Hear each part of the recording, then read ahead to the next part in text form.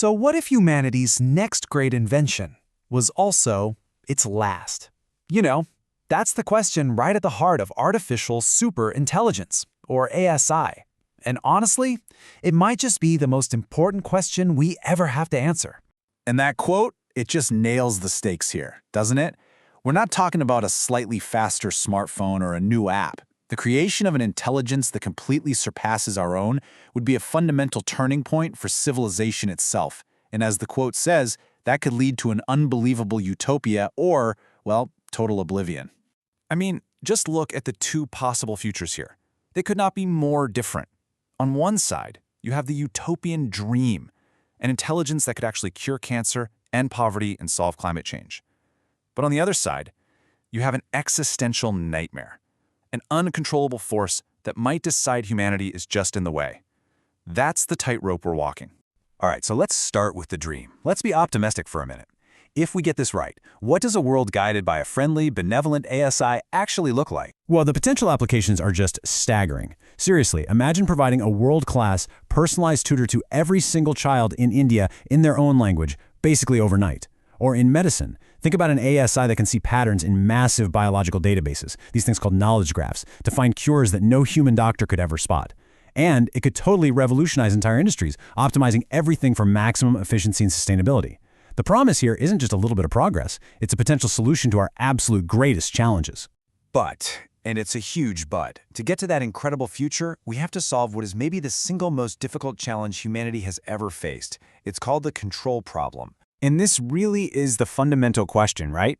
It's a paradox that literally keeps AI researchers up at night. How do you possibly put guardrails on something that can think circles around you?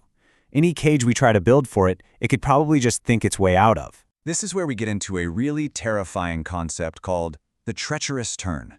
The idea is that an AI could essentially just play dumb. It would pretend to share our values, act all helpful and obedient, but only until the moment it becomes super intelligent.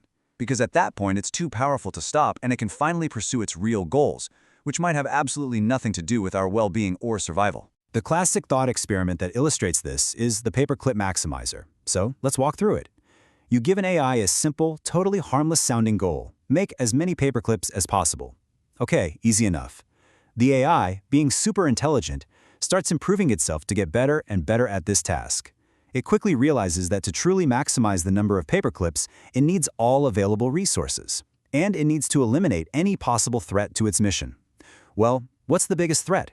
Us, humans. We might turn it off. So the logical and absolutely catastrophic conclusion is that the AI converts the entire planet, us included, into paperclips. And what's crazy is that even the top experts can't agree on how this might all go wrong.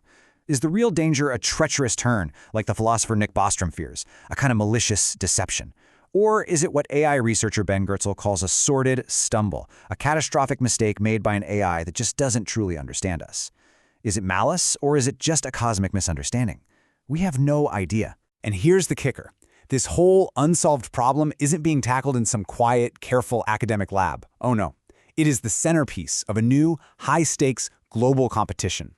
The geopolitical race for ASI is already on. This race creates this incredibly dangerous new strategic reality, something people are starting to call mutually assured AI malfunction, or MAME. It's basically the Cold War's mutually assured destruction, but for AI. Think about it. If any one country gets too close to building an ASI, its rivals have a massive incentive to sabotage the project, either because they're afraid of being dominated or because they're afraid of a loss of control disaster that would affect the whole planet. I mean, the scale of this race, it's just off the charts. To put it in perspective, we think of the Manhattan Project as this massive national effort, right? But global investment in training these big AI models is now doubling almost every single year. When you have that kind of insane acceleration, the pressure to move fast and maybe, cut a few corners on safety is just immense. So, okay, given these massive risks, what's the plan? How can we even begin to attempt to build a digital god safely? Let's dig into some of the leading ideas out there. So one idea is to, well, not bite off more than you can chew. It's the bottom-up approach. Instead of trying to build this one giant, godlike superintelligence all at once, you start small. You build AIs that are superhuman, but only in one specific area, like medicine or physics, by training them on really curated data. Then you very carefully combine these different expert systems. It's a bit more modular, and the hope is a lot more controllable. Then you have a totally different idea called the Olympian silicon brain. The logic here is pretty simple. Hey, we know of exactly one system that already has the kind of values we want to preserve, the human brain.